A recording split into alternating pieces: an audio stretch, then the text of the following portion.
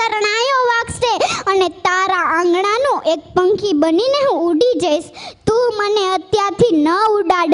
હું તારો પ્રેમ ઈચ્છું છું.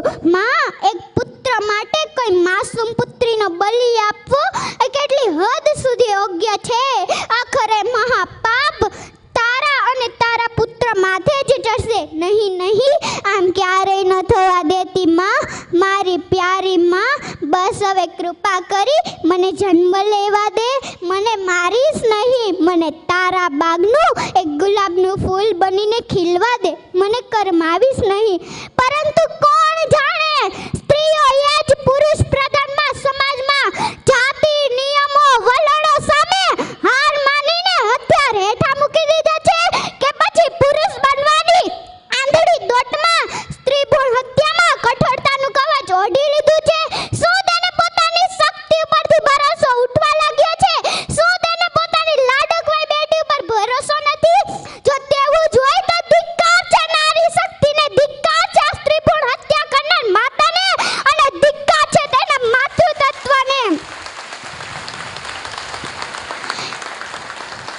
કારણ કે હું માનું છું ત્યાં સુધી એક સ્ત્રીની મંજૂરી કે ઈચ્છા વગર કોઈ પણ ડોક્ટર કે પુરુષની હિંમત છે કે તેની કુખને હાથ લગાવી શકે? અરે, દીકરી એ લક્ષ્મીનું સ્વરૂપ છે. દીકરીની ઝગમગતી દ્રષ્ટિ સામે લાખો સૂર્યની રોશની પણ ઝાંકી પડી જાય છે. આવું લાડકવાયું પાત્ર એટલે જ દીકરી. और માતા એટલે વાત્સલ્યનું ઝરણું, પત્ની એટલે પ્રેમનું ઝરણું, પરંતુ દીકરી એટલે વાહનો દરિયો કહેવાય છે. દીકરી દાદા દાદી માતા પિતા ભાઈ દરેકને સ્નેહના બંધનથી બાંધે છે. એટલે જ દીકરીની વિદાય વેળાએ દરેકની આંખોમાંસની આંસુ વહે છે. દીકરી એટલે પિતાનો સંસાર, દીકરી એટલે માતાનો આધાર, દીકરી એટલે ભાઈનો પ્યાર.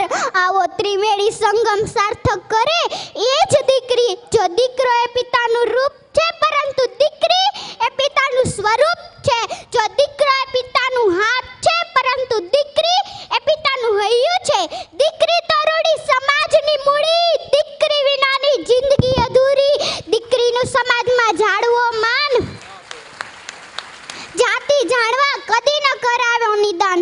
મેં તો જોયા નથી માને બારવે, મારી આકલડી મારે કોઈનો નથી રે આધાર રે.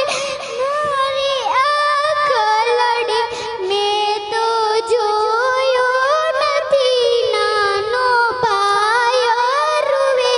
મારી આકલડી રૂવે, મારી આકલડી, મારી આકલડી.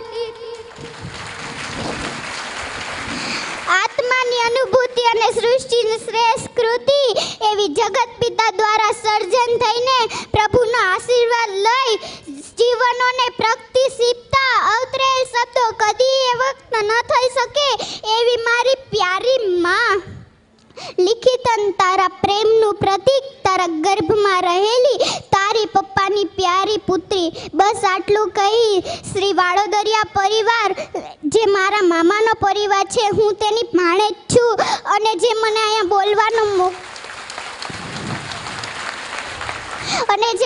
બોલવાનો મોકો આપ્યો તેને મારા લાખ લાખ વંદન.